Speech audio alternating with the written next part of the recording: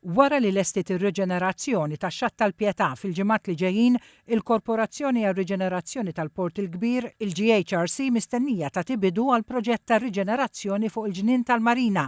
Dan tħabbar mill-Ministru għall-Ambjent Miriam Dalli u l-Kap Eżekuttiv tal-GHRC Gino Kawki waqt żjara fix-Xatt tal-Pjetà. Hawnhekk il-GHRC wettqet proġett ta' riġenerazzjoni fuq medda ta' kważi kilometru bi spazju li jippermetti aċċess sigur għaċ-ċiklisti u n-nies bil-pass. Il-Ministru qalet li xogħol ta' tisbieħ li sar ma jistax ikun komplut mingħajr ma jsir investiment fil-ġnien tal-Marina.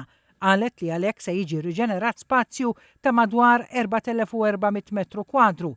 Ġnien li fi kliema se jgawdi minn passaġġi ġodda, xogħol fuq il-funtan eżistenti u stallazzjoni ta' tamir ġdid bħal bankijiet u sistema ta' dawl.